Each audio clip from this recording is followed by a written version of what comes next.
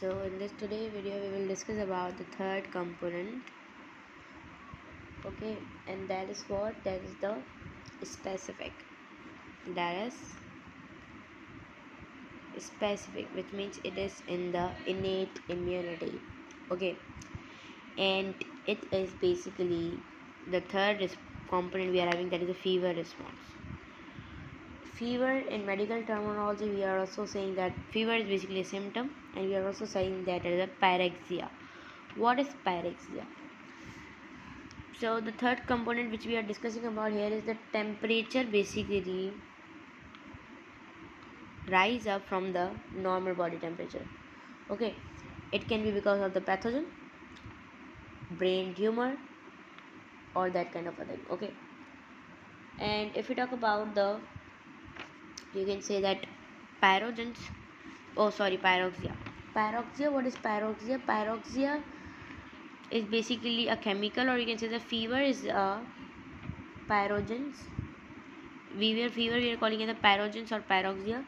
That is what? That is a substance which higher the body temperature. Just because of the substance the body temperature get higher, that fever we are calling it the pyrexia, body temperature. Okay, it can be chemical or pathogen or any body chemical. Okay, so we are having two type of pyrogens. First we are having, that is the endopyrogen, and second we are having, that is the exopyrogen. If we talk about the endopyrogen, endo means inside, okay, and pyrogens means, as you guys all know, the chemical which regulate the body temperature. So which means that the body cell release any chemical inside the body, inside, which means inside any chemical. So which means body cells, blood cells, body cells release chemical to increase up the temperature, that we are calling as the endopyrogens. Okay, so that chemical can be interleukin 1 and 6. That basically what, these are the chemical which increase up the temperature. Okay, we are having TNF. What is TNF? Tumor necrosis factor. That is also the cell, and that cell is basically dead because of the accidental death. And when we are having the interferon, but we are having the interferon alpha, beta, gamma. So we are having the interferon, that is the alpha. Okay, so these are the pathogens. So it happen when like macrophages, like macrophages is a type of WBC or macrophages, monocyte, as you guys all know, divided into macrophages and dendritic cells. So they do what? These cells do the phagocytosis, which means they engulf into the cell, and they do what? They release a chemical, that is the interleukin, and from these any chemical, so to regulate the temperature. So that is the endopyrogen, which means the body cells, inside body cells release the chemical. If you talk about exopyrogen, exo means outside. Okay, so outsider, intruder, or any pathogen move to body, like inside the body, and then that pathogen release the chemical is called the exopyrogen, which means outsider can release a pathogen.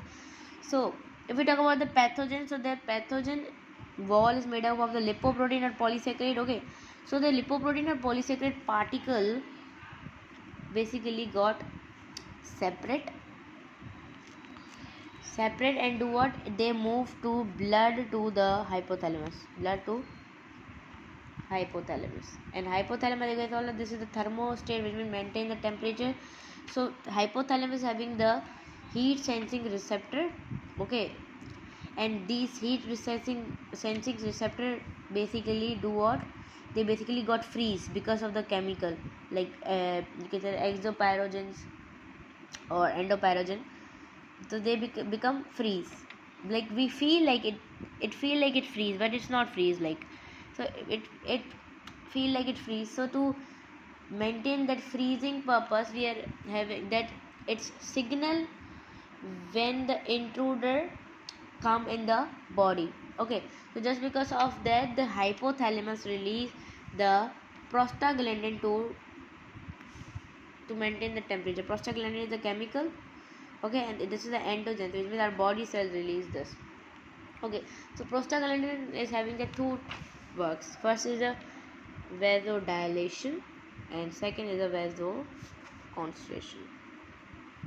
Okay, if we talk about the vasoconstriction, so vasoconstriction is what? This is the vasodilation. Vasodilation, which means that temperature basically got decreased when there is like to lose the heat because in the cold condition. Okay, and we are having the chemical that is a histamine that is used.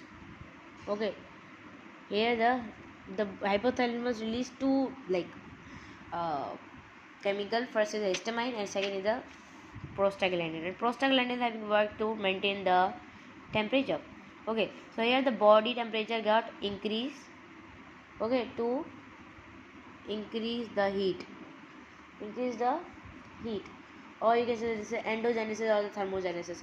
Okay, just because of this, the when the you can say temperature got increased, so our body temperature got increased, so the bacteria enzyme will got denature, because as you guys all know, they basically work on a particular temperature that is 37 Celsius. But when the bacteria enzyme got denature because of the increasing of the temperature, like just because of the fever and these all, so they basically grow on the normal temperature. So their effect on the bacteria or pathogen, so that cannot basically get that proliferation cannot occur because they cannot reproduce.